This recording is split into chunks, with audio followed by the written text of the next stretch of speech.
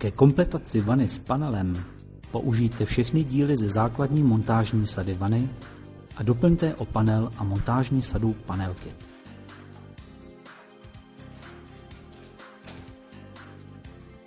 Pro instalaci vany platí v plném rozsahu bod montážního návodu stavební připravenost. Nezapomeňte, zda je přiložen záruční list a montážní návod.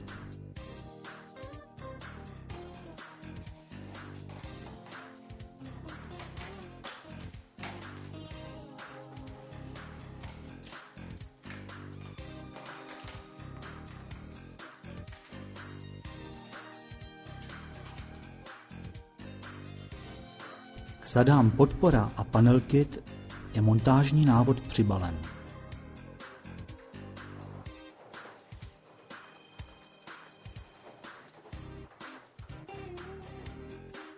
Vanu otočte dnem vzhůru a uvolněte ji z obalu tak, aby ležela na kartonu a polystyrenu.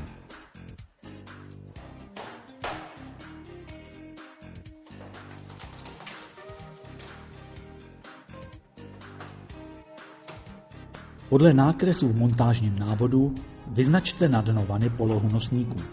Doporučujeme začít nakreslením příčné osy procházející středem otokového otvoru a nakreslením podélné osy dna vany. Vana s panelem má 3 plechové nosníky. Nosníky jsou otočeny vždy 2 otvory 12,5 mm k oblouku vany. Pomocí vodováhy nebo úhelníků odměřte přesnou vzdálenost osy krajního otvoru v nosníku od obrysu vany. Na dno vany obkreslete obrysy otvorů 6 mm v plechových nosnících. Do krajních otvorů nosníků u zkosené strany namontujte závitové tyče dlouhé 550 mm. Na druhý konec nosníku délky 850 mm namontujte závitovou tyč dlouhou 450 mm s opěrnou nožičkou pod sedátko. Pozor! Kovové nosníky jsou univerzální a mohou mít více otvorů. Přiloženým 3 mm vrtáčkem vyvrtejte otvory pro připevnění.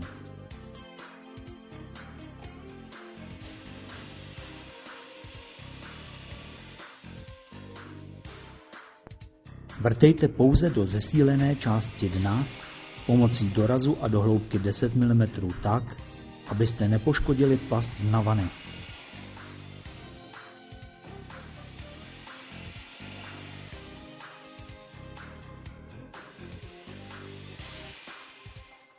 Přiložte nosníky a upevněte je šrouby.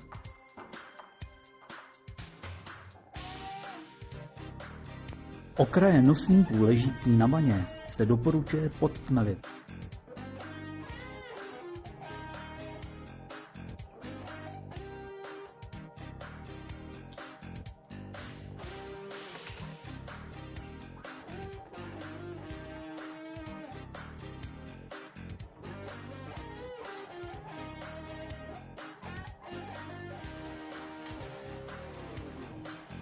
Na druhý konec závitových tyčí ze sady Panel Kit osaďte mezi 2 matice držák panelu.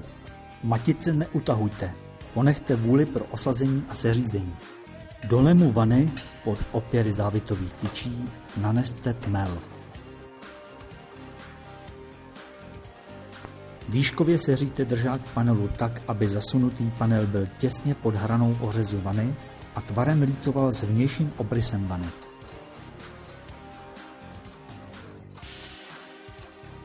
Matice na nosníku dotáhněte s mírným předpětím tak, aby se nedeformoval horní okraj vany.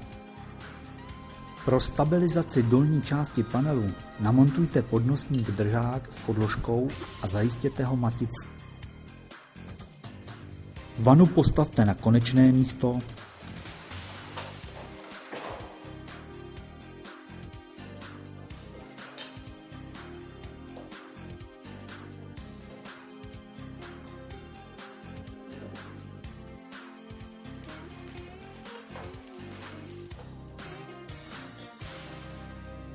Vanu osaďte odtokovým kompletem.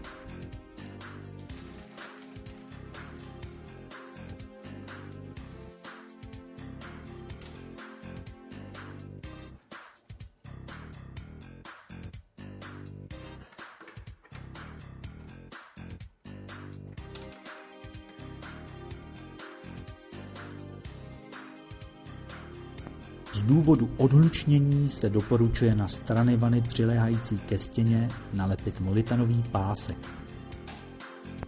Zkontrolujte a zajistěte polohu nožiček i držáků panelu. Vanu postavte na konečné místo a podle vodováhy ustavte do vodorovné polohy. Pozor, pro vanu s panelem měřte vzdálenost od podlahy k ořezu vany 567 mm. Obkreslete na stěny horní okraj vany,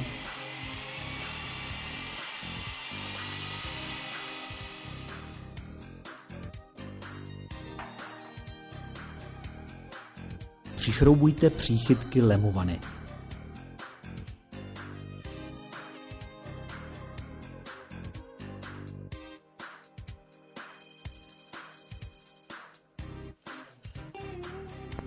Ustavte vanu do definitivní polohy a zavěste na plastové příchytky.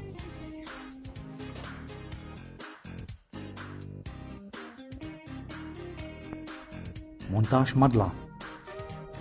Madlo postavte na lem vany do požadované polohy a označte jeho umístění.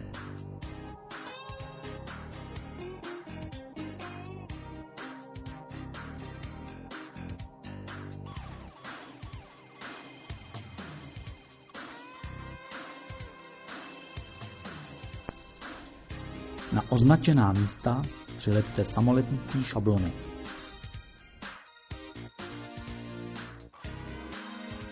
Podle šablon vyvrtejte otvory pro šrouby. Pod podložky šroubů doporučujeme nanést mel.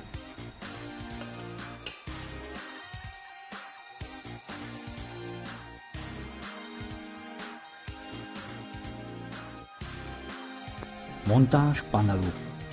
Nasuňte panel do držáku na vaně a vyrovnejte ho. Odzkoušejte funkci opěr v dolní části panelu. Po sejmutí panelu upravte polohu opěry. Tvar panelu obkreslete na podlahu a na boční stěny. Pro upevnění panelu u bočních stěn se použijí 2 držáky pro levý a 2 pro pravý okraj vany. Posuňte držák panelu směrem pod vanu o tloušťku panelu, to je o 3 až 4 mm od obrysu panelu, a na stěnu obkreslete středy oválných otvorů pro připevnění držáku. V místech bočních držáků označte na panelu středy otvorů. 3 mm vrtákem provrtejte panel společně s děrovaným plechem. Pozor, abyste nepoškodili s klíčidlem vrtačky plastový panel. Samořezným šroubem s plastovou podložkou upevněte panel a na hlavu šroubu namáčkněte plastovou krytku.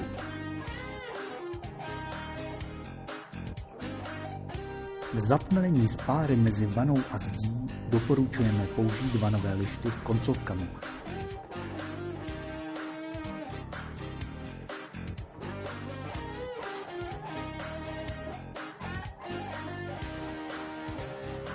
Podle potřeby lze tmelit spáry mezi panelem a obkladem, případně i vodorovné spáry.